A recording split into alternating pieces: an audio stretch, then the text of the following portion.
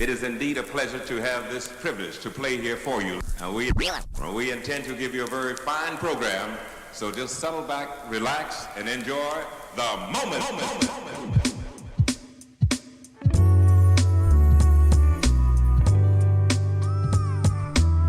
Good morning. Mic check 1 2.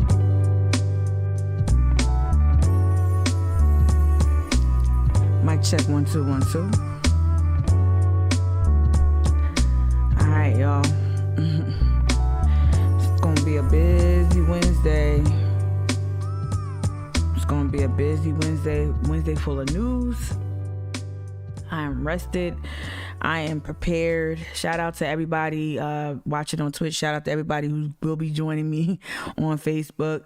Shout out to everyone who joined me last evening. What's up, Nicole? Nicole, thank you for everything. I don't think I tell you thank you enough.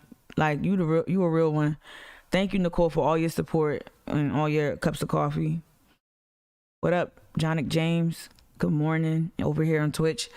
Yeah, seriously, I gotta find a way to show more thoughtful and meaningful recognition for so many folks that have been holding me down. Y'all really believe in this platform. You really believe in I guess my voice, and so I want to justify your confidence in me by just showing you gratitude when you show up for me, because it really does help. It helps combat so many things that, like, this city is like this city will gaslight you into thinking that you don't matter. The city will gaslight you in thinking that your issues aren't as big as they are.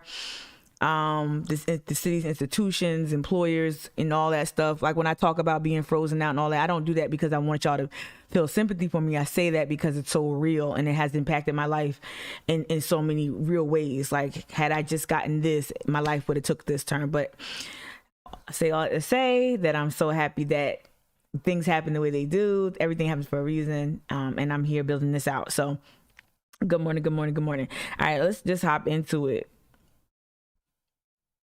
Breaking news last night, so we're just gonna go through the weather real quick. Shout out Charleston weather. Shout out Jared Smith for holding it down over there in Charleston weather. 69 degrees, well, 70 degrees. High humidity. Make sure you're wearing that, wearing your skincare, y'all. Sunscreen, and also wear you some humectants, especially when you got this humidity here in Charleston. Why not?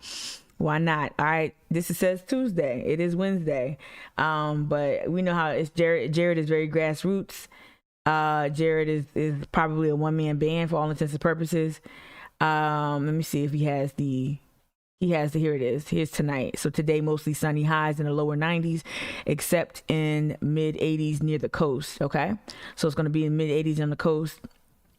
Southwest winds 10 to 15 miles per hour. Shout out to the homie Jared right there. Boom. We're going to do things a little unorthodox, but let's go ahead and take a look at the news. We're going to take a look at the curfew news. I took a couple mornings off, so really didn't get to jump into breaking news the way I wanted to. We're going to look at the front page real quick.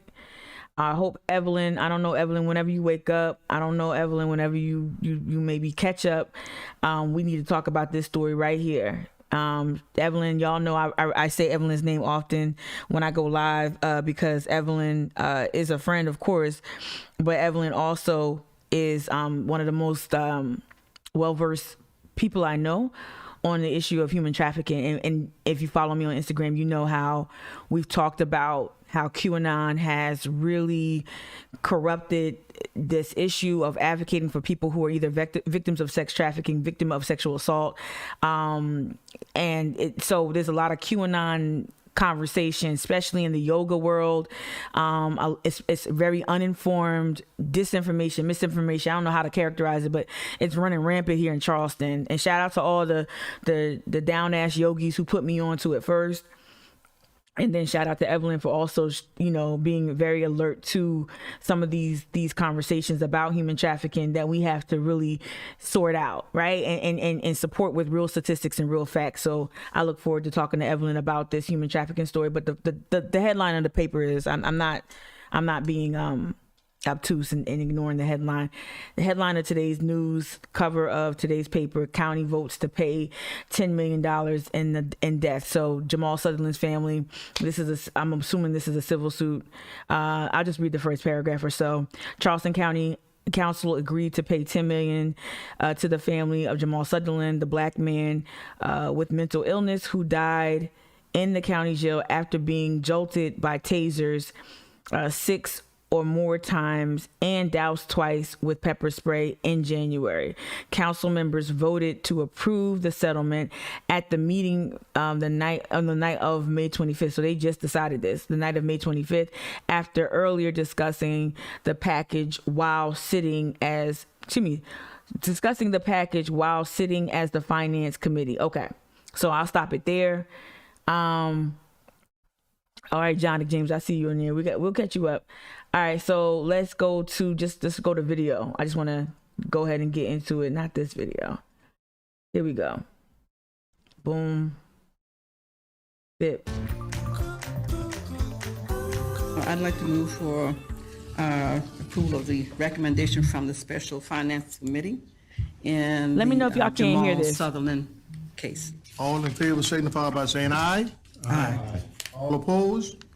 And we Ayes do have it. begin tonight in Charleston. That's where the county council has voted now to settle with the family of Jamal Sutherland for $10 million.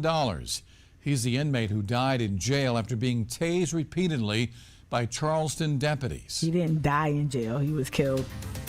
Council members met with lawyers in executive session to discuss the settlement before a public vote. The county council is expected to issue a statement on the settlement sometime tomorrow.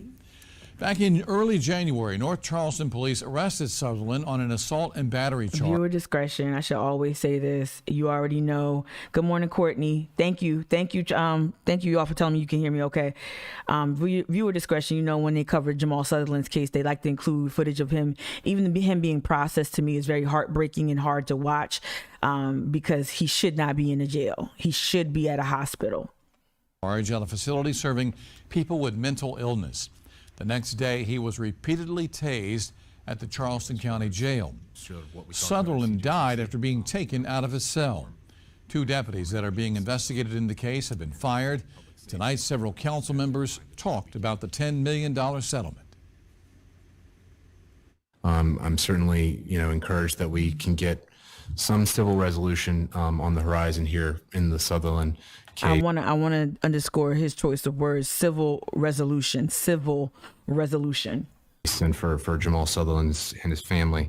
But obviously, there's a lot of work on those issues to continue. What was done was a terrible injustice, and but it's how do you settle it? I don't know what the answer is, but I got a couple. having discussions before the solicitor was here, she's left, before she's done, before DOJ, before SLED, whoever else Come is on, done. 6 to me months. just Damn near seems 6 months. premature. I want to thank our attorney for bringing us to this point. Hopefully, we can begin to see some closure in this chapter of the case that.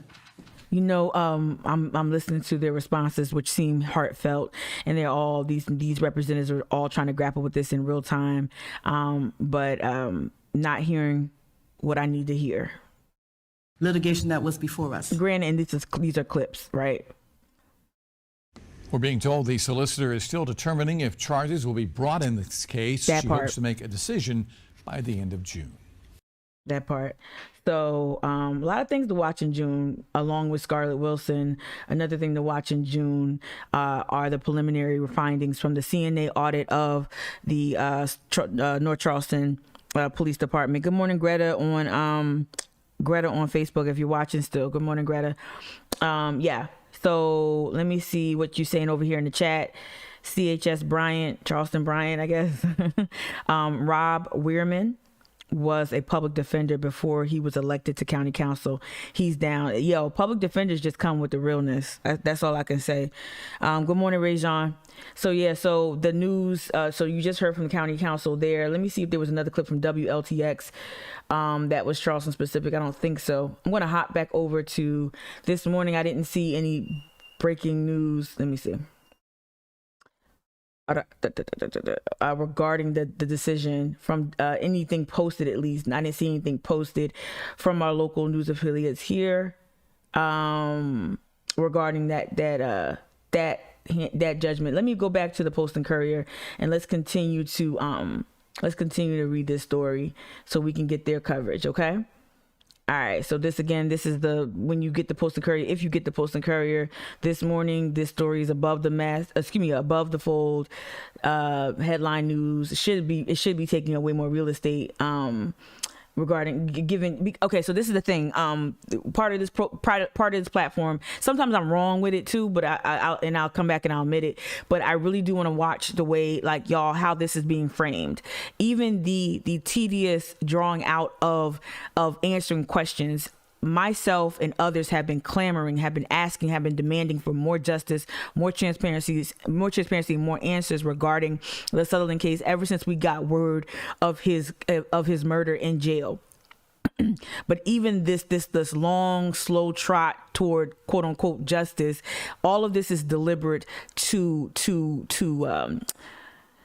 what's the word, to make this thing feel less impactful than what it really is. It dilutes the moment. This is a very potent political moment, and even county council's somewhat subdued response to handing down this is a big settlement. This is a sizable settlement. For comparison, George Floyd family was awarded $27 million, right? And so this one, so you can compare that, but it's still a significant settlement, especially after county council came out and said that we're only giving $1 million, right? And I think even that, so the number, right? The number, how long it took, still having undetermined, having that undetermined decision handed down by the pathologist and the coroner, right? All these things help to really dilute this really potent political moment in our history. This is a watershed moment, and the way that we frame news is important. I started this whole little bit of diatribe to say that the way we frame news in Charleston is important. So to not give it. Now they gave it the coverage, like in terms of like who wrote it and who's weighing in, right? But to not give it the proper framing and to put this human trafficking in this picture here on the front page, to me helps you also frame it like, oh, maybe it's not a big deal. Oh, okay, now we can rest. I know there's a lot of white people who are gone now. They are like, there's a lot of folks who just engaged in this moment just to put up a black square last year. Maybe they commemorated the 1 year mark since George Floyd was murdered by police in Minneapolis. Those folks are just ready to put this behind them, but this actually doesn't mean anything. There's still a fight, because the system that created these conditions that led to Jamal Sutherland's murder, the system is still very much operating in a way where it will continue to kill us. It will continue to kill us in jail. And by us, I don't even mean just black people, right? By us, I don't even mean just black people. So I just want you to see how news is framed. And y'all know this, I'm beating a dead horse, but I have to say this. It bears repeating. The way they frame news in this city, to me, is so intentional. The way they serve it up is so intentional, and we have to be mindful of that, right? And granted, now I took a couple of days off and it's been breaking news every day. So we'll take a look at it. But we already read a little bit of the story from Post and Courier. We read this part right here. Here's a quote from Teddy Pryor. "I am so happy with this unanimous decision to do what's right by the Sutherland family," Council Chairman Teddy Pryor said, adding, nothing will bring back Mr. Sutherland, but this starts the healing process. I'm going to bypass that. Here we go with Kylan Middleton. You know he's an ambitious political figure. Councilman Kylan Middleton said his position on the council had previously limited his ability to discuss the case. Bullshit. But he was disturbed by Sutherland's death. My heart is broken for the Sutherland family. Though, and I'm not saying Kylan is bullshit. I'm saying that everyone's hands is always tied. You can always express something without violating certain agreements, and you can definitely express your feelings for this. But Kylan's being a politician. One thing Kylan is a politician. My heart is broken for the Sutherland family, he said. Though the council approved the settlement unanimously, Councilman Brantley Moody said he wrestled with the decision. He said he decided to support it despite its problems. What's the problems, baby? What's the problems, baby? They always serve us our quote unquote justice. They always serve it up with some bullshit ass caveat and some other backhanded shit, like taking down the Confederate flag but then putting the Heritage Act in place. They always do that shit. Always like begrudgingly admit that, yo, we on some fuck shit. Pryor said the council's work was not finished. He asked several council members to meet with Pastor Thomas Ravenel of the United Black Men of Charleston County to discuss potential reforms. What? Huh?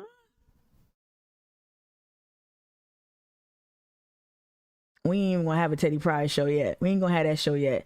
Let me say that again. Pryor said the council's work is not finished. He asked several council members to meet with Pastor Thomas Ravenel of the United Black Men of Charleston County to discuss potential reforms to the jail that could be presented for a vote by the summer's end. Mark Pepper, attorney for the Sutherland family, declined to comment May 25th, but said a statement would be issued the next morning. So I guess we'll wait for a statement today. Sutherland, 31 years old, was taken. We already know that. I'm not going to go over the details that are heartbreaking. Graphic video. Okay. So yeah, it says, and Sheriff Graziano, who took office roughly 3 hours before the fatal encounter in the jail. I'm gonna say that one more time. Sheriff Kristen Graziano, who took office roughly 3 hours before the fatal encounter in jail, promised reforms on May 14th. Graziano announced on May 17th she had fired Fickett and Hall. While the county has settled the civil litigation tied to Jamal Sutherland's death, a criminal investigation, let's underscore that, a criminal investigation by the Ninth Circuit Solicitor Scarlett Wilson into the actions of Fickett and Hall remain ongoing. Wilson said in a statement on May 18th that she was consulting with experts. What you been doing for the last 6 months, Ma? All right, that she's consulting with experts to determine whether to pursue charges against the detention deputies. Okay, so we just read basically the whole story. Let me look at Facebook real quick, and then I'm gonna hop over to Twitch to see what y'all saying in the chat. Good morning, Jennifer. Jennifer, you saying it's unusual to be awarded a civil judgment before the criminal charge is filed. I'm asking people that. I'm asking that too. That was a question you asked. Is it unusual to be awarded a civil judgment before the criminal charges are filed? No, because I think George Floyd family got the settlement before the Chauvin verdict. Oh no, you said before the charges are filed. That's a good question. Yeah, okay. I got you. Okay. Y'all said I read it right. I got you. Over here on Twitch, let's see what y'all saying about this. Whiskey Neat, you say Scarlett about to receive more calls from me. Absolutely. Everybody get on that jack and light it up. They said that by the end of June. Yeah. All right, Kia, you're weighing in. The money is a band-aid for a larger issue. Absolutely. The CPD needs CPD and the Sheriff's Department. I'm assuming you meant the Sheriff's Department. CPD needs a gut renovation for sure. Nicole, didn't they say that before the cap was $1 million? They definitely did. See, I'm telling you, to see how they lie. And when pressure is applied, when activists take to the streets, when activists, they keep trying to tell us that Graziano's the issue, but activists kept showing up at Scarlett Wilson's office. They kept trying to steer us. Mark Pepper was complicit in that as well. Kept trying to tell us that, oh no, it's the sheriff's office, right? And I'm glad that they keep reiterating that timeline. Like, look, Graziano took office 3 hours before this stuff happened. Cut it out. Knock it off. Pipe down.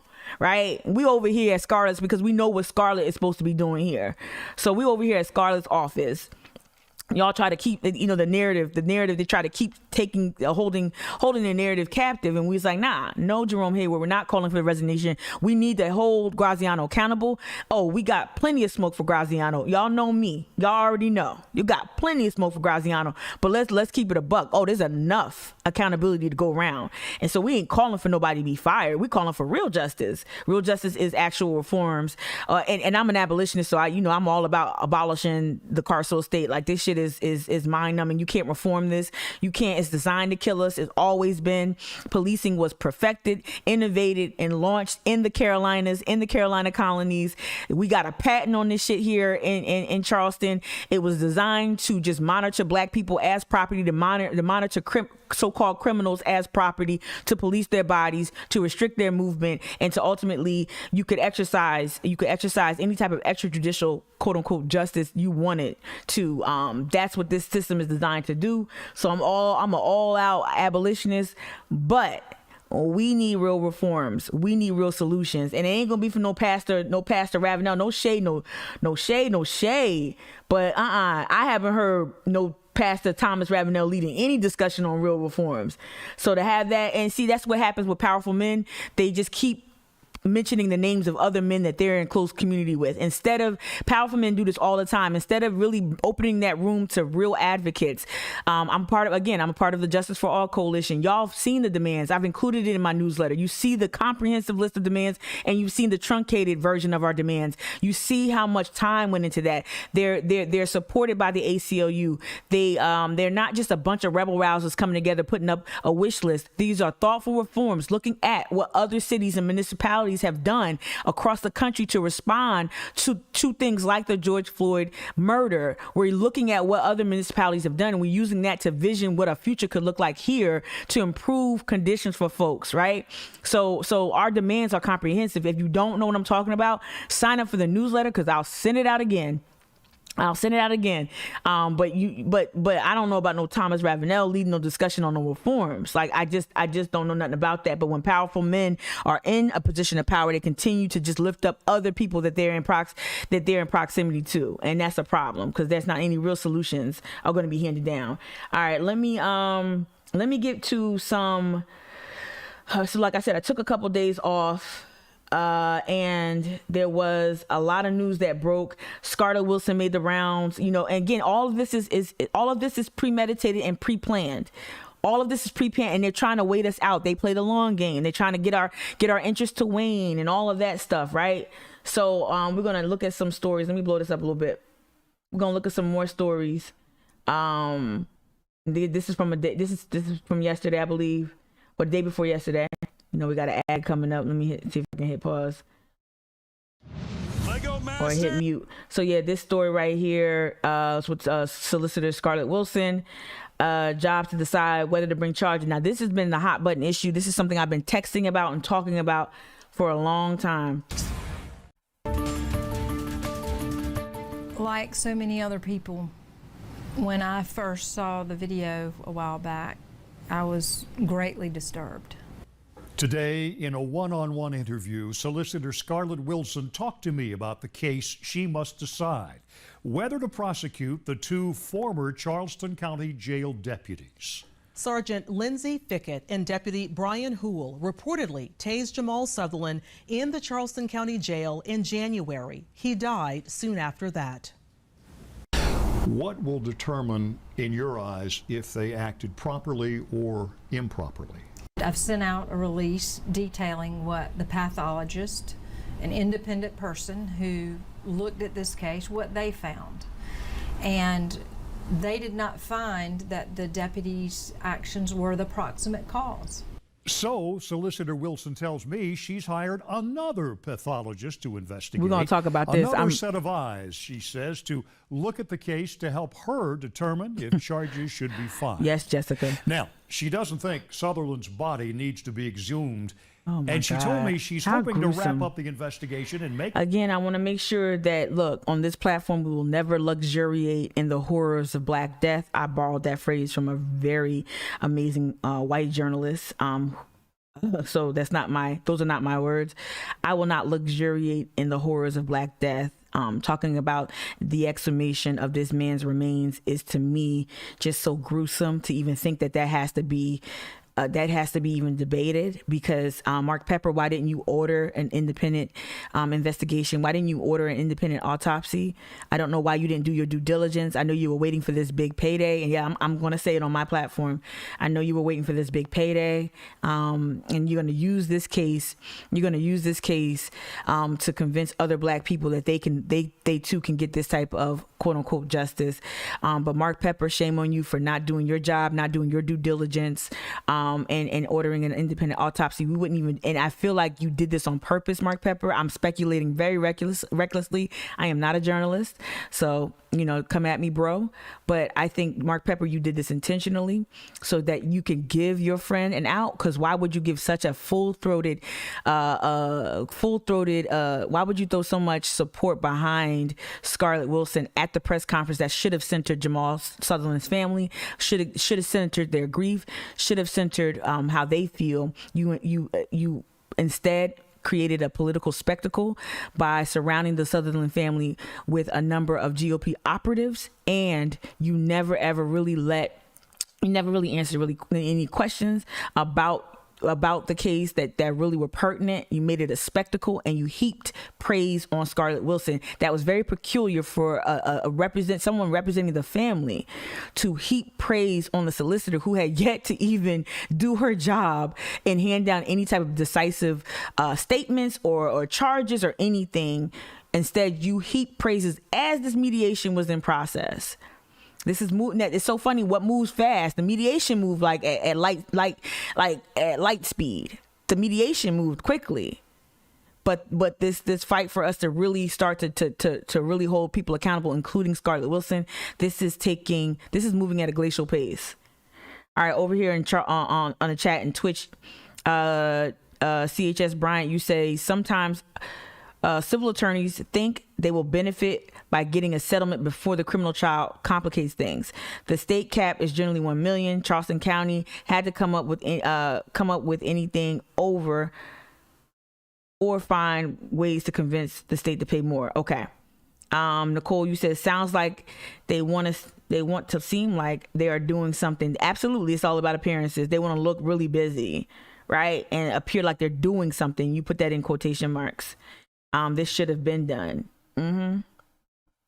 Her decision. I mean, arguably, you could say that this settlement could have been settled a few months ago, because if you're not waiting for the charges to be handed down, this could have been handed down months ago. Then this settlement, no later than June 30th. Only thing that expired was that gag order you put, Mark Pepper. Only thing that expired was that gag order you put on the family with that NDA. That's the only thing that changed. That's it. That's a week ago. Let me see. There was some Google alerts. Oh, I wanted to do a little roundup of the national papers, because we know yesterday was also the 1 year mark since George Floyd was murdered. I'm not going to call it an anniversary because there's nothing to celebrate. But the 1 year mark. But there was some. Let me see. Here we go. So these are the Google alerts I set up for the past 2 days regarding, we already watched this right here, the one-on-one with Scarlett Wilson. Let's see this. Again, we're just covering the settlement from local news instead of WLTX out of Columbia. So this is the Live 5 news coverage of the $10 million settlement. Let's see if they have any additional clips or comments from elected officials from the county council. Live 5 News. Charleston County Council will give $10 million to the family of a man who died in the county's jail. Jamal Sutherland died behind bars at the Alcannon Detention Center in January after repeatedly being tased. The settlement comes nearly 2 weeks after video was released in Sutherland's death. Our Nick Reagan talked with... yeah, that was the other thing. So the tape did come out. But again, the tape came out because the gag order expired.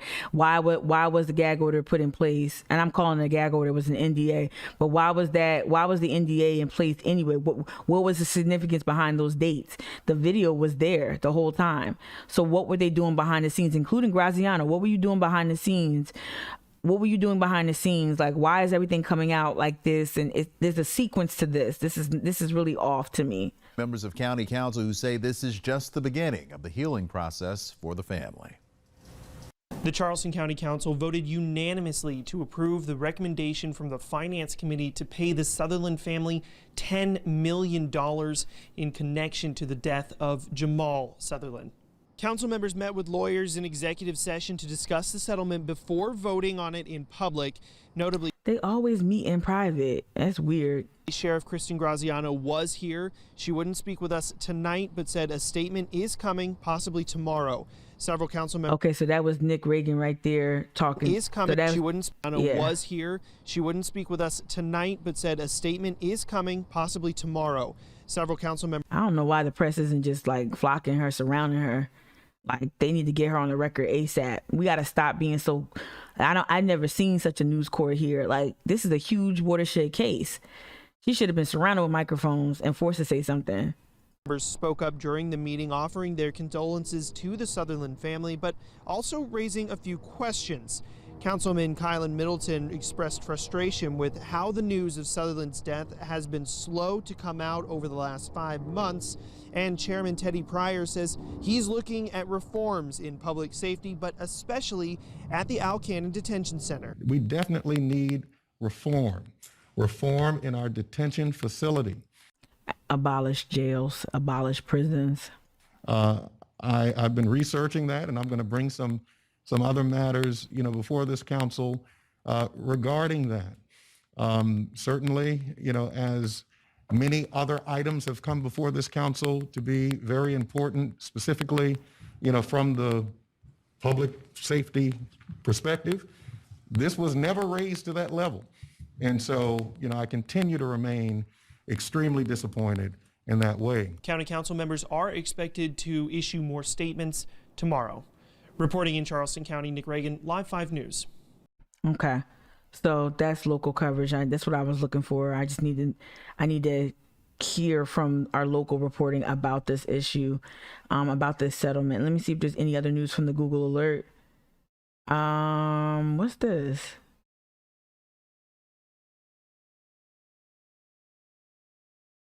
Oh, it's not connected. Okay, so there was a story about, I guess, an administrator. Fox Tuesday. It says jail administrator fired after inmate death, but it's not related. Let's just take a listen to this and see what this is about. New at 6, a Charleston County inmate dead and the man in charge of the jail fired, all within 2 hours. A sheriff's office spokesperson tells our Rob Way it was all a coincidence, and the January shakeup, he says, was not related to the death of Jamal Sutherland in the jail. Rob investigates the chaotic morning at the jail. So,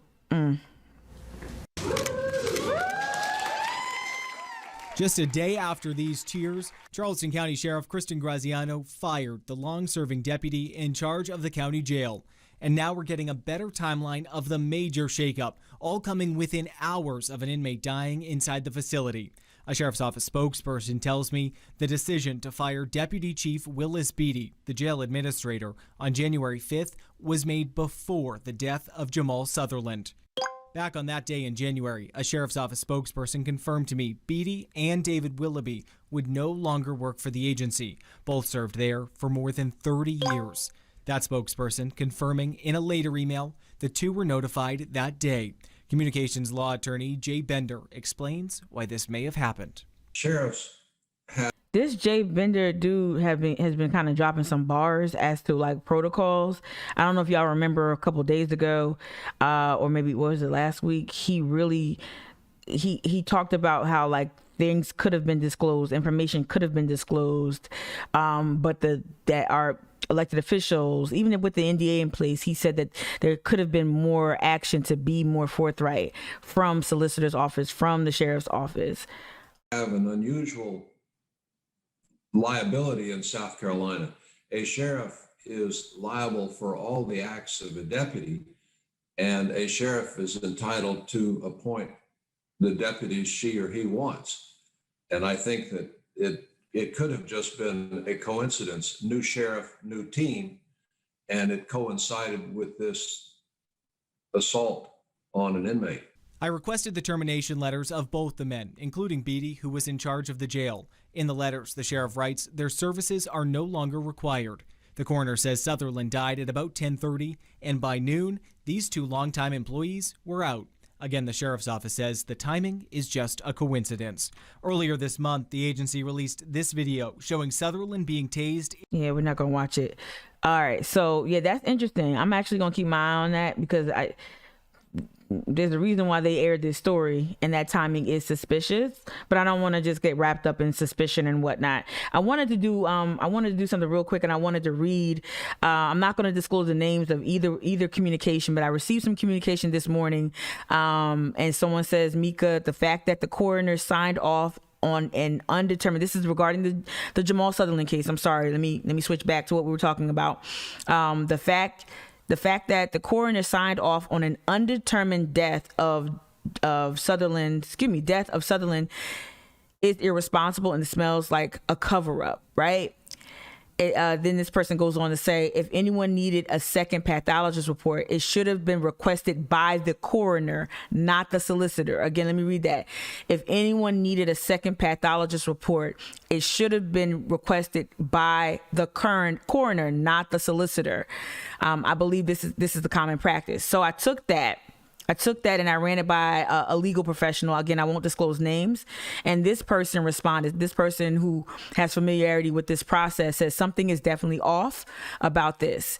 This person wanted to caveat their comments by saying that they haven't had access to the autopsy report, but the pathologist definitely shouldn't have given an opinion. And we heard that on the Twitch, within the Twitch chat a couple days ago, right? So the pathologist definitely shouldn't have given an opinion on whether the police use of force was appropriate, which they basically did by finding no unusual force was used. This person then goes on to say the coroner actually has a ton of power in these situations. The coroner had the power to conduct an independent investigation and call an inquest. Okay, it's called an inquest. So that was BS. Okay. All right. It goes on to say the coroner, what the coroner initially concluded was BS. They said because they couldn't come up with a manner of death. The coroner had the ability to get and view the video immediately. Let me say that again. The coroner had the ability to get their hands on and view the video of Jamal Sutherland's murder immediately. There's absolutely no excuse for the coroner's actions, but the coroner's position in history within the United States is basically covering up lynchings. We know that. That's why that coroner, I keep saying it wrong. Y'all know I struggle with words. You know that coroner position is very important, very powerful. But this person goes on to say that coroner's offices have historically been weaponized against the Black community in covering up lynchings, right? And what happened to Jamal Sutherland was indeed a lynching. Don't let anyone else mischaracterize that. It wasn't anything else but a lynching. You won't comply. Okay, we're gonna use pain. We're gonna use a gratuitous use of force to get you to comply. That was a lynching. All right. Okay. So I got you. I think I know. Yep. Okay. I don't want to talk to the person because I don't want to reveal their identity. The pathologist report does make it hard to prosecute as homicide. And that's where I wanted to pick up this conversation. That undetermined status, all of this ambiguity around how he died, and I don't see any use of force, is hard to prosecute it. So while you have the attorneys heaping praise on Scarlett Wilson, you're doing a good job, you're doing great, sweetie, honey, you're doing a great job. You're doing that because you know that the civil settlement is going to be right there. It's going to be just a ripe opportunity for you to just do what you got to do, right? Attorney Pepper Law Firm. But what we're fighting for, what we're still fighting for, as I alluded to, as I teased out this live stream, we're fighting for the system to be reformed, if not abolished, right? We're fighting so this never happens again to anyone in the state, in the county. And you kind of can launch that fight. You can launch that effort to start reforms by first holding people accountable. But you can't do that if your coroner and your solicitor and the family's attorney and the other people, and the reason why we're saying the family's attorney over and over again, because we do know that Mark Pepper enjoys a lot of proximity to very powerful people, including the Summy family, right? And including other members of the GOP, Al Cannon and all of those, right? All those conservative, powerful people, Mark Pepper has supported them in the past, and he enjoys that proximity, right? So why would he tear down an institution that he's benefiting from? Why would you tear down an institution where you're literally making millions from enjoying that proximity to these people? Why would you tear down? Why would you hold the solicitor's office accountable? And so you grant them this out. This out is, okay, we're going to slow walk this. We're going to turn the attention to protests. We're going to tell people that we're going to tell the family that they shouldn't support protests. Okay, we're going to get out there. I'm going to get out in front of these cameras. I'm going to support you, Scarlett. Okay, I'm not going to order an independent autopsy for the family. So whatever you determine, you and the pathologist, whatever y'all determine, that'll be fine. Nobody's going to know the difference. No one's going to question this. Okay. Undetermined. You can't understand what happened. You don't know. It's undecided. It's inconclusive. All of that. That's a gift to Scarlett Wilson, period. A gift. So yeah, $10 million ain't justice, bruh. Ain't nobody fooled. Nobody is like fooled by that. I don't care if you got $100 million for the family. That ain't justice at all. Over here in the chat, Kia said the coroner was in on it too. That's what my sources are telling me, right? And the coroner has been in office. Let me go back to the original comment from the original person that tipped me off this morning. All right. The coroner has been in office over 20 years. Over 20 years, the coroner. And it is a woman, Bobby Joe. The coroner has been in office and part of the Summy machine for over 20 years. The coroner was in on it too. That's how it works, y'all. These aren't independent figures. This is all a concerted effort, right? Let me get back to Facebook. I closed it out to read those comments. Let me get back to Facebook and see if there's any comments in here. I don't see anything. Okay. I don't see anything over here in Facebook. Hey, Facebook. Hey, everyone watching there. If you're still watching, I don't think I see anything. Wait, hold up. Nope, I did. I hit refresh. Okay, let's see. Good morning, Letitia. Yeah, you gotta go. I don't have any email addresses, but I'm sure it's on the internet somewhere, real easy to find. Let me see. All right, Meg, you said the coroner is the only elected official that has the power to arrest the sheriff. That's interesting. I didn't know that. Jennifer Wicker on Facebook, you said, isn't that the guy she fired, the same guy you're talking about, the administrator that sent out the whole email to, I don't know. It probably was a Al Cannon crony. Yeah, and that does factor in because there is a lot of resentment for Graziano when she assumed office, right? All right, okay. Good morning, Kayla, if you're still watching. Good morning. All right, over here, back on chat, Jessica, you said it's Orwellian, excuse me, referencing 1984 probably. Okay, we're supposed to reject the evidence of our eyes and ears. Absolutely, everyone watched it. Nicole, you chimed in on Twitch saying, right? I always wonder when I hear stuff like this, what the coroner's medical qualifications are. Jonick James, you went on to say someone needs to run against the coroner and put them out. This is what I'm talking about when I talk about Trav and those and like not really driving home how important some of these seats are, especially in a county like Charleston and even arguably Charleston and Dorchester, the Tri-County area, Berkeley, Dorchester, and Charleston County. If you can't focus on everything, Trav, focus on the counties that have like the most population, perhaps, the biggest cities, perhaps, the ones closest to the port.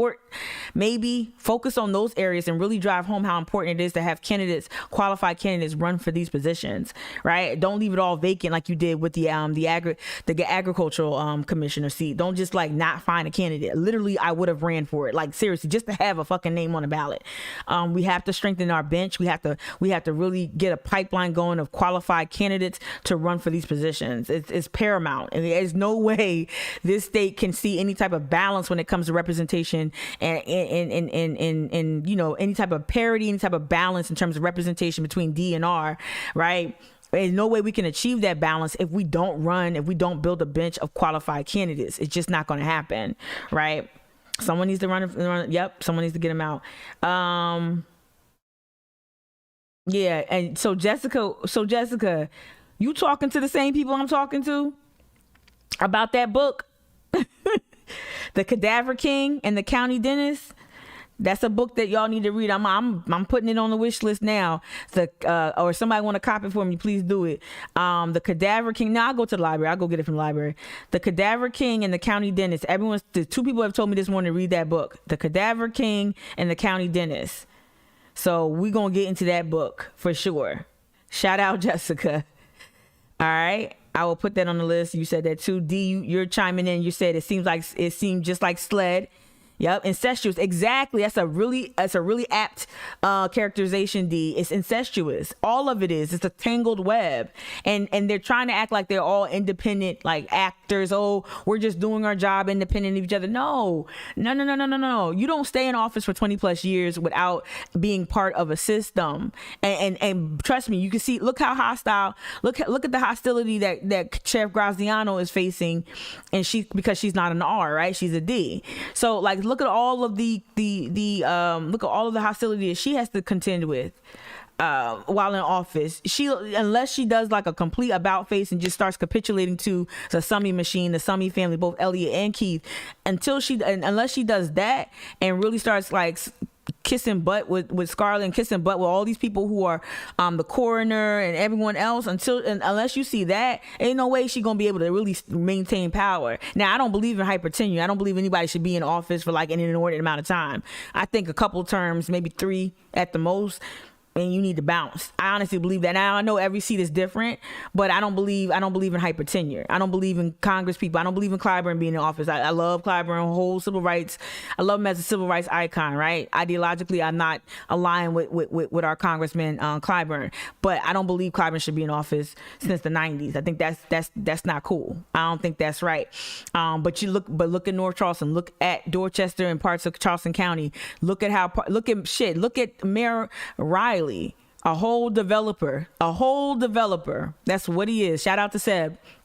And a whole developer, an ambitious developer, was able to sit here and be mayor for 40 years, right? Summy's being able to be mayor for over 30 years, I think. Right? You don't like that has a lot of implications, and we just get complacent, especially here in this area in the Low Country. We get complacent and we think that, oh well, he eats at Bertha's and he hooked up my uncle with this job and he did it. No, look at what has been wrought. Right. I wanted to I wrote an op-ed. Shout out to Jessica for helping me edit an op-ed that I did submit to the Post and Courier. We'll see if it gets posted. But I want to pull up this article. County Jail, Post and Courier. There's an article that was published in 2019. Angie, how was her last name? Angie. Was it Johnson? Let me see. Here we go. Angie Jackson. So this story, I used this story to support some of the thoughts that I expressed in my op-ed that I wrote. I sent it off. I don't know if it'll get published. Shout out again to Jessica for helping me edit it.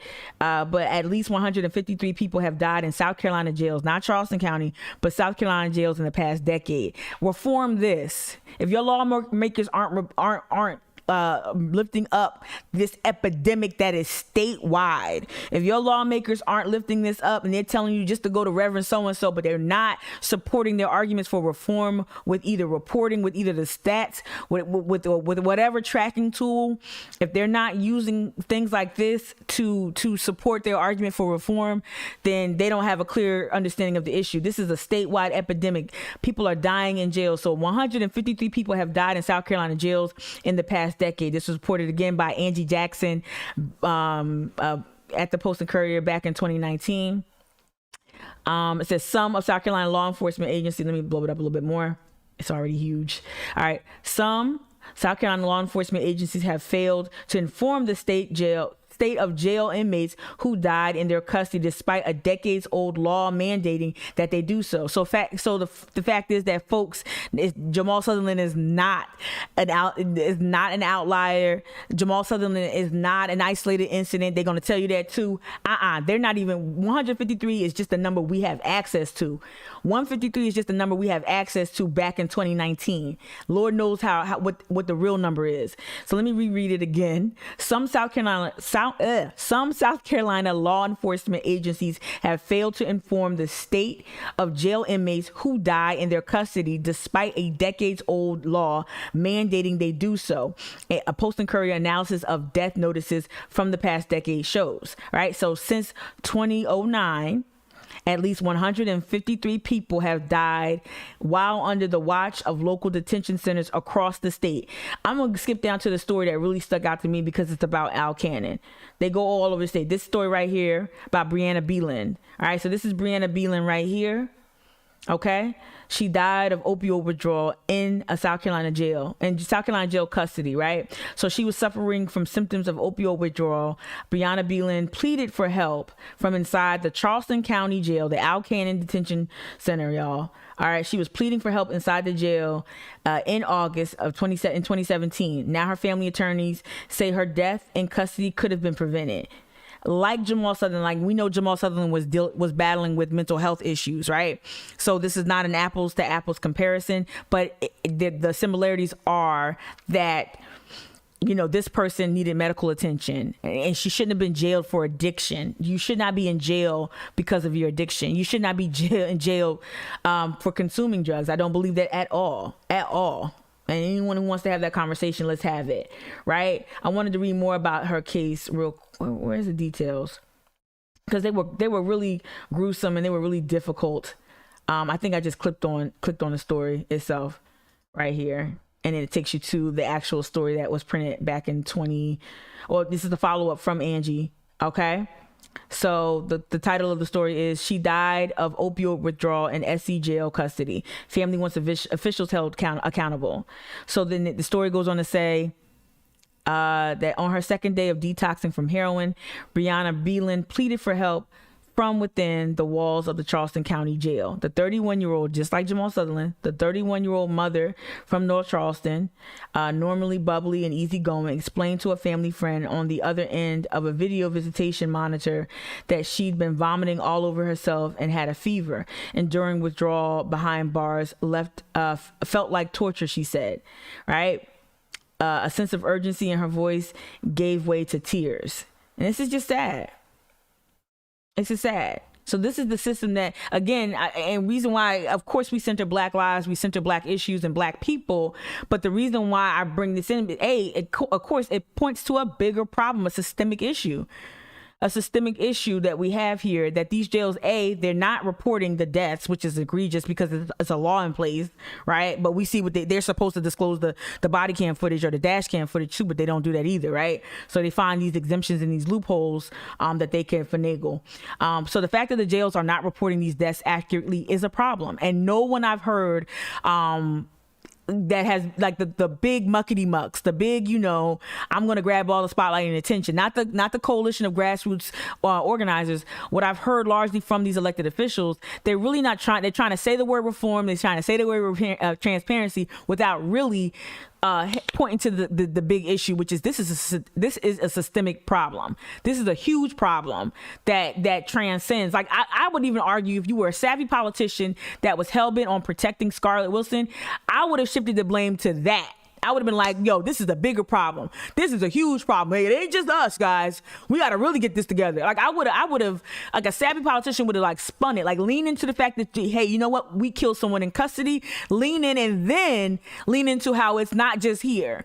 That's what I would have done if I was in the Scarlett Wilson Summy camp over there, right? The Mark Pepper, Scarlett Wilson, Al Cannon Summy camp.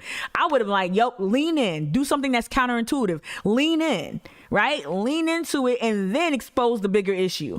And then say, hey, we need more resources and all that bullshit and you get more money. That's what I would have done if I was a savvy politician. But y'all whack, y'all real extra whack. Y'all just got law degrees and y'all are really whack.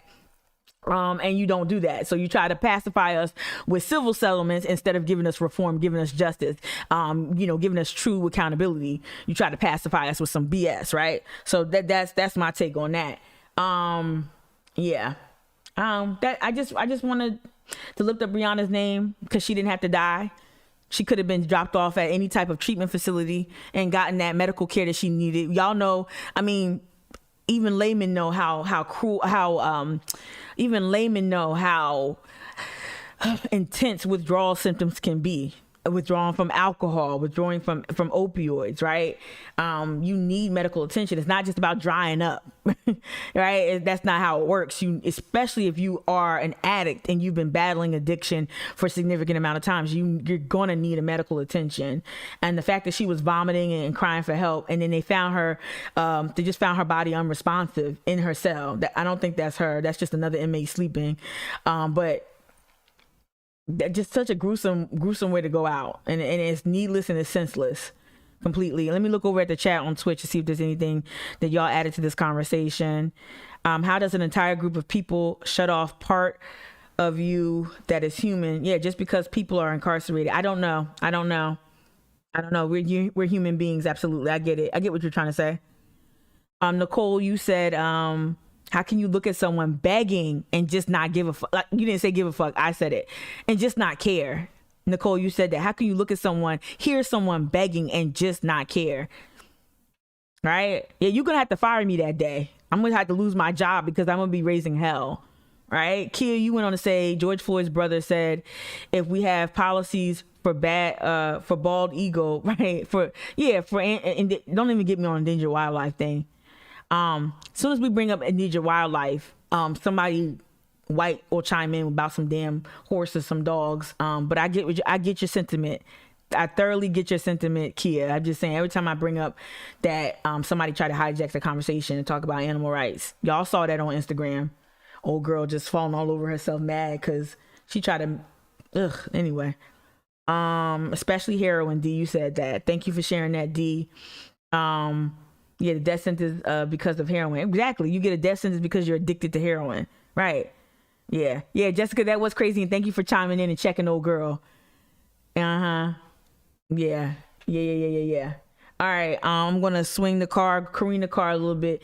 We are going to take a little, a larger look at, first of all, let's go over to local news real quick. There are some stories about that damn curfew. So we're going to go back to the front page of the Post and Courier because I don't think that this was up to like the most latest reporting. Let's see. Why is it doing that? Charleston city leaders are considering a curfew not just for minors, but for anyone who's out. Shout out real quick so I won't forget. Shout out Carolyn Murray. Y'all, tonight at 6, set your DVRs if you have one. Set your YouTube TV, record 6 p.m. WCBD. 6 p.m. WCBD. I'm included in a story, that whole 1 year retrospective of where we were last year, that 1 year retrospect.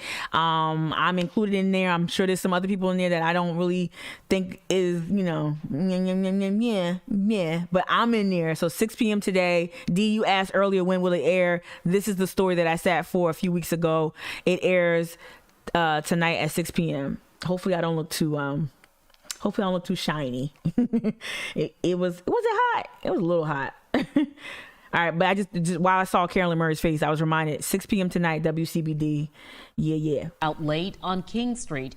The city has been working to clean up crime in the central business district after a News 2 investigation highlighted shootings and stabbings in the early hours of the morning. At tonight's city council meeting, they discussed everything but drying up that alcohol. I'm not calling for prohibition. I'm just saying they call for everything but drying up that alcohol. What about last call at 11 o'clock? Who proposed that one? Ordinance that would bar minors from being out past midnight. All my whiskey neat, if you're watching, I'm not suggesting that, people who work in the industry not serve booze. I'm just saying. But Police Chief Luther Reynolds says it needs to go one step further. It's a shared responsibility.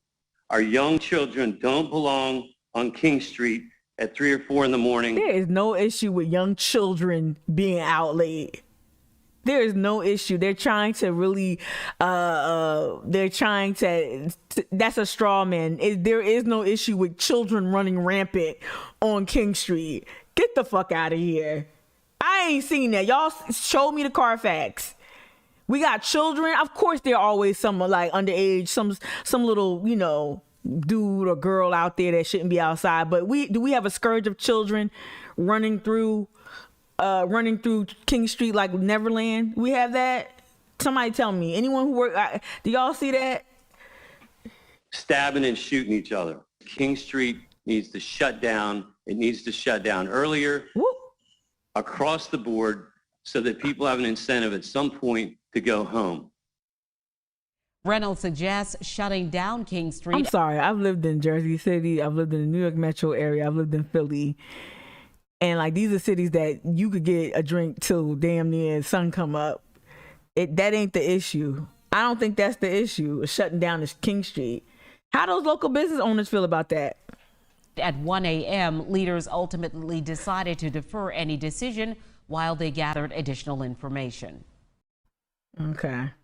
Ugh, Manafort. Ugh. When he's skating, did he get pardoned? I can't remember. Trump was handing out those pardons like Skittles. All right, let's click that out. Why close the player? Let's see. There was another one. Okay, yeah, this is I guess part of it. Also coming out of City Council meeting tonight, leaders discussing a change that would stop food trucks that sell alcohol. This is just funny. This is just funny. I feel like they're just listing things that they know will hurt tourism bad. From operating within 250 feet of a bar or restaurant. Supporters say they believe that will get people home faster. Instead, them booze pops. Okay. Booze pops. Oh, really, Jessica? They come through neighborhoods? Adult. I thought they just stay posted up in King Street. Oh, they come through neighborhoods for adults? Question for those who drink regularly. Do booze pops can they really get you intoxicated?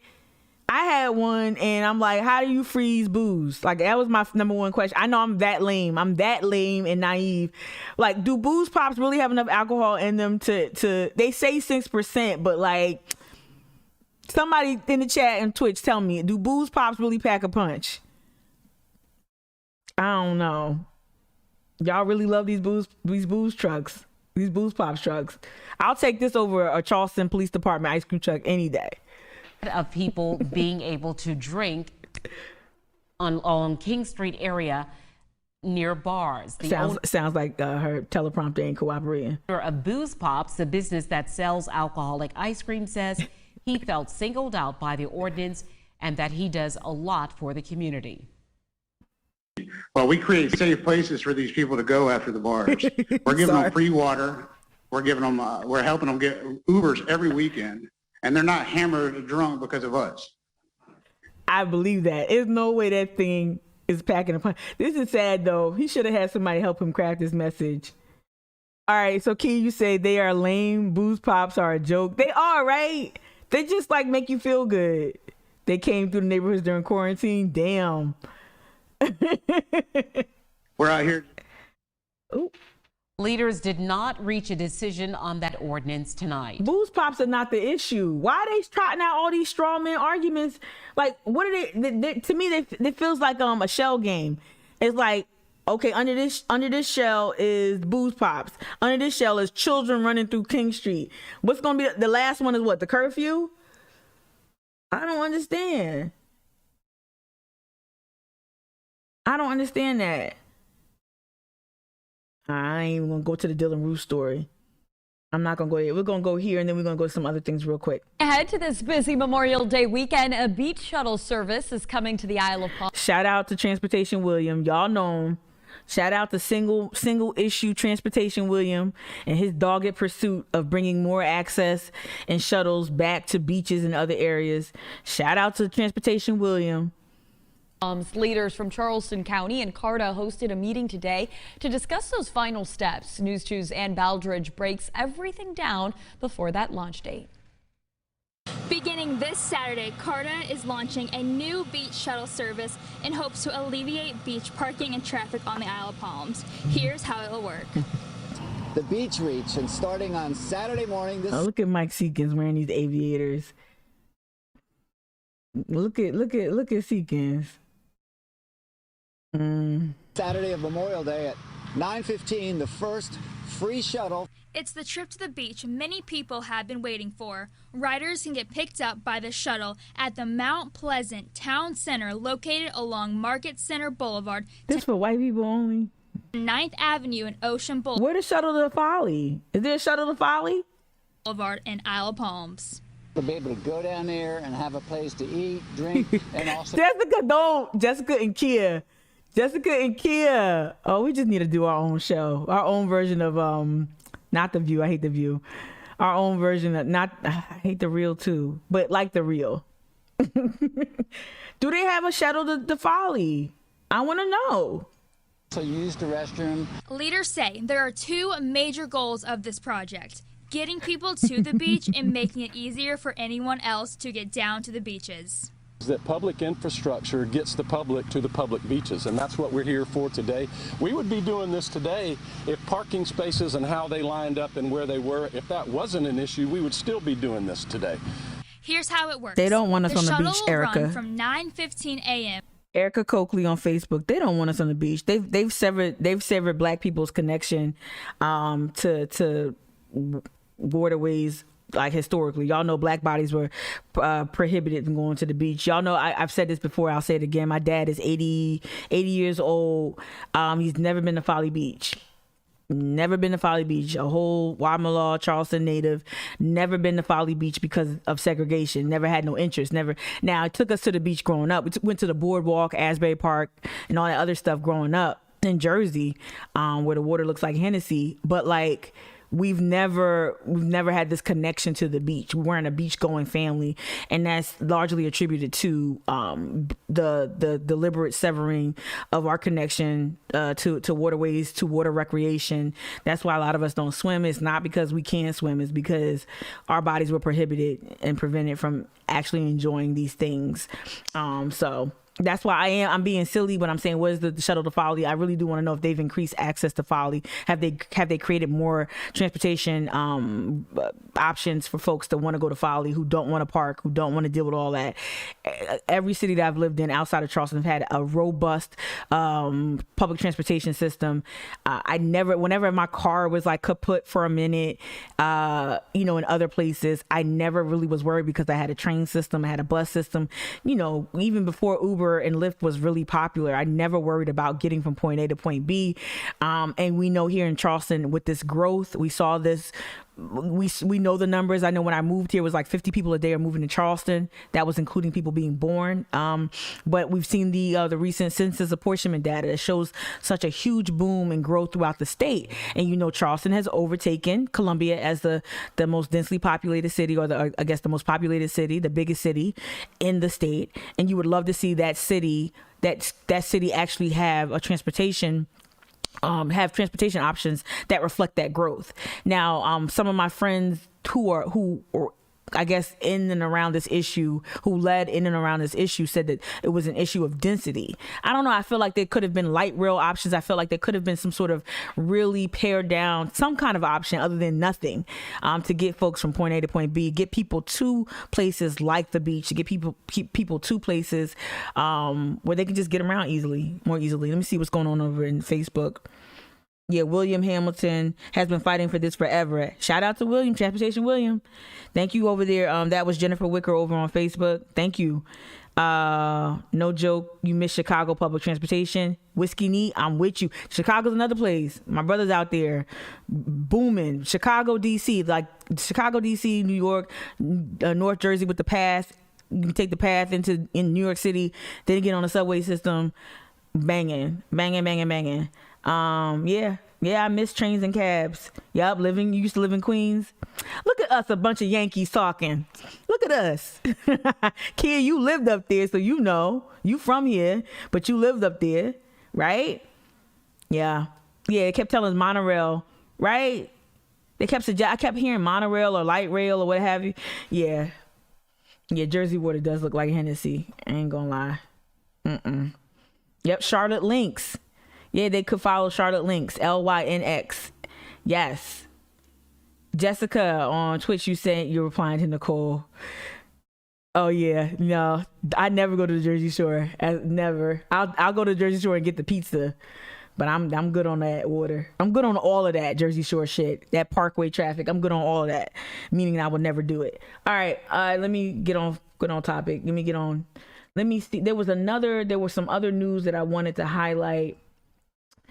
Jesus, was it let me see, was it our county council? We talked about the curfew. Oh, I wanted to go back to the front page of the Post and Courier and the curfew decision. Here we go. So council backs off. This is what I wanted. This is what I wanted to get to before I say good night, goodbye. Might as well be good night. Come on. Open the story. Okay. All right. So it says Charleston City Council decided not to pass an ordinance that would have created a curfew along King Street for anyone who is 16 years old or younger. Again, is this really a problem? The city's elected leaders, however, did approve a law May 25th that will force food carts and other mobile vendors, along the popular strip in the district to close by 1 a.m. Okay, both measures were recommended by the city's public safety committee late last week in an attempt to put an end to a recent streak of violence along King Street, one of Charleston's hottest tourism destination. The curfew would have applied to the Central Business District. Of course, CVB weighed into the chat. The curfew would have applied to the Central Business District from Line Street to Broad Street. So yeah, again, these are a lot of Charleston Business District specific policies. And I think we have to start, I get that they're responding to things that have happened in real time, but we've got to get our elected officials to remember, y'all cannot afford to be myopic about these issues. If public safety, there needs to be a comprehensive public safety strategy that doesn't just focus on the tourism district. I understand how important tourism is. I understand that you can argue that the revenue generated in this business district makes it a priority, but that's when you have to kind of introduce balance into this conversation. And we need to be making, and I'm not saying more police in Avondale or more police in Oak Forest or more police in West Ashley. I'm not saying that, right? I'm saying what's the public strategy, what's the public safety response to every issue. It just feels like King Street in the business district, the peninsula, carries too much weight and gets too much of the attention, time, focus, and resources. I really believe that. And there's not enough conversation about other areas that are contending with different types of issues around public safety. All right, so they said no. So they backed off, but food trucks is closing at 1. To me, that doesn't affect me. There's nothing open at certain times.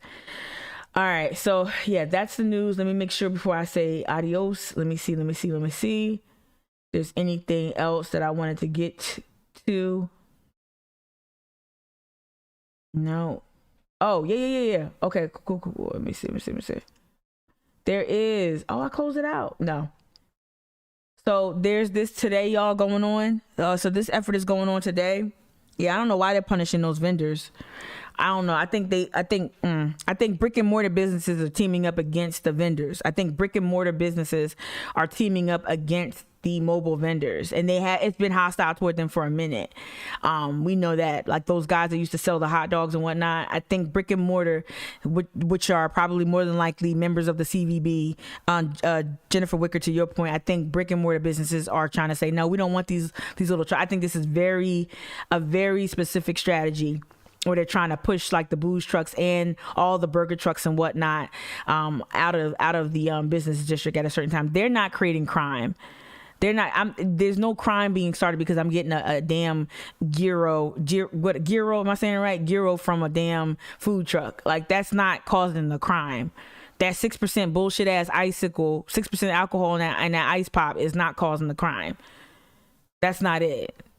Y'all see who they're trying to woo. And we're going to start looking at what the French Quarter and New Orleans, their curfews and all that other stuff that they have around that city and that tourism district. We're going to start comparing Charleston to New Orleans, because you'd be appalled when you learn and take a closer look at what New Orleans does to really restrict access to certain parts of the French Quarter. But anyway, today, y'all, Justice for Jamal March. Shout out to Elder Johnson for spearheading this effort. I was on a call earlier that was discussing the planning of this effort. It takes place today at noon at the solicitor's office. We ain't forget, Scarlett. You keep redirecting. That $10 million don't mean nothing. $10 million don't mean nothing. $10 million ain't reforming the system. $10 million is not bringing back those over 153 people who die in our jails throughout the state. $10 million don't do nothing to change those conditions. So there's a march for justice at 12 noon today. Solicitor's office. And then they have another location, Meeting and Broad Street. Shout out to Elder Johnson. He said something on the call that really just lit me up, which is we going to march regardless if they give us a permit or not. But I believe they granted a permit because the police don't want no smoke. After that tape came out, they're on their best behavior. So they don't want no smoke. They keep tweeting, oh, we approve the permit. No. Regardless of your permit, we going to take to these streets. It's going to be a hot summer. Y'all get ready. Get ready. All right, so... yes, Justice for Jamal. This is being led by the Low Country Black Leadership Coalition. Charleston BLM is featured on the flyer. Black Voters Matter. Shout out to April Robinson with Black Voters Matter. Shout out to Cliff. Cliff as well. Cliff Albright. Black Voters Matter headquarters, and also the Justice for All Coalition, which is the coalition that I'm a part of. I don't think I'm gonna be able to make it out to this effort today, but I stand in solidarity with other members of the Justice for All Coalition who are standing in solidarity with this effort being led by the Racial Justice Network and the Sutherland family. So I believe the Sutherland family is supposed to speak at this effort. So it sounds like it's gonna be like 100 people there. It's gonna be well attended from what I'm hearing. Like everybody coming out today. Everybody's gonna be linking arms and we're gonna be marching, and I can't wait to see it. I cannot wait to see it. I probably can't make it out, y'all. I don't want to lose my job. I got to get back to work and start really nailing some things, especially before I take a week off for work. A week off from my one job. My other jobs are still meeting. So I got to make sure I tie up everything on my end. But yeah, keep my eye out for this. I'll be posting this flyer on social, or I'll try to. Maybe I'll hop back on Twitch and talk to somebody. I don't know. But yeah, it's a lot of things going on. All right, y'all. Let me see. If there's anything else I want to talk about. I don't think so. There's a lot going on. Hold space. Think of keeping your hearts. The George Floyd's family. Again, this is not an anniversary. This is not anything to commemorate, but we've got a lot to reflect on. This is the front page of today's New York Times. Right here, you see 1 year later. Right? 1 year later, Mark. Let me increase it a little bit so I can read the caption. All right. 1 year later, the Minneapolis intersection where George Floyd was killed now bears his name and monuments for racial justice. So it's really a time for us to really reflect on where we've come not just as a city, not just as a state, but as the country. This is the cover of the Washington Post. Shout out Jessica. Their PDFs are not as accessible. Let me go to their... But what you can make out, you can make this out. What you can make out is that this is Crump and this is George Floyd's family, right? There's raised fists around. I'm gonna switch to the Washington Post right here. This is the front page. So the Floyd family members, this is on the front page of their paper. So it's a day of reflection for us all. It's a day of reflection. It's a day to see, to look at other places that have responded to this moment. Elected officials have responded to this moment with courage, with conviction. We've seen it. While none of the solutions are perfect and many solutions don't really reflect abolitionist values, there are some really good decisions being made, whether it's in Minneapolis, Minnesota in general, around the Daunte Wright killing, around the George Floyd murder. There are people who are demonstrating courage and showing us what we could do. And sometimes we don't have to reinvent the wheel. All we need to do is study what other places are doing and then reapply it. Search and reapply. We don't always have to innovate and start from scratch, but we can adapt what other folks are doing to our city to meet the needs of our city, to meet the needs of our communities. And I hope people are reflecting on what true radical reformation looks like. I hope people are consulting the grassroots activists who have been applying pressure since these issues have come to light. I have not forgotten, nor will I stop yelling Jason Cooper. I don't care what details come out. If they ever decide to release the dash cam footage, if we ever get our hands on the body cam footage, I don't care what comes out. The fact that I'm calling for transparency there, I'm calling for those tapes to be released, because we can no longer afford to trust the police on what they say they're reporting.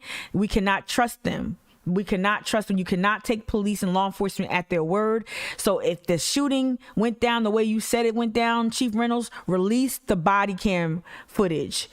SLED, release the Jason Cooper body cam footage. 1 year later, we don't even have y'all responding and reacting to extrajudicial killings of Black people in a way that's respectful. You have yet to release any information that really gives us better insight as to what happened. You say Jason Cooper shot a cop.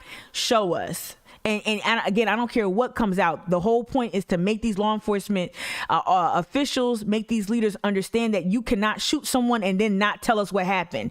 You cannot shoot and kill someone, whether it's in self-defense or outright. You cannot shoot and kill someone. You cannot assume the role of judge, jury, and executioner without divulging the facts, without showing us what happened. We pay for these toys. If you're not going to disclose what's on the body cam footage, take them shits off and give me back my money. Take that stuff off and give me back my money. If you're not going to turn on your body cam and the audio, you're not going to show the footage, give me the body cam. I would like to wear it because we need the cameras on y'all. Apparently, since you won't divulge anything, we need the cameras. Since you won't show us what happened. So a year later, we're still fighting for justice. We still don't know what happened to Jason Cooper, who died December 29th, the year 2020. We need to know. And that's just the names we know. We still need more clarity. We need justice for Derek Smith down in Walterboro.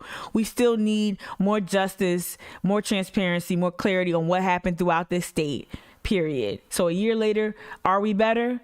A year later, what has the response been to the extra? We literally had our own 2 George Floyd-like incidents happen here in Charleston, and nothing happened. No one erupted. No one took to the streets.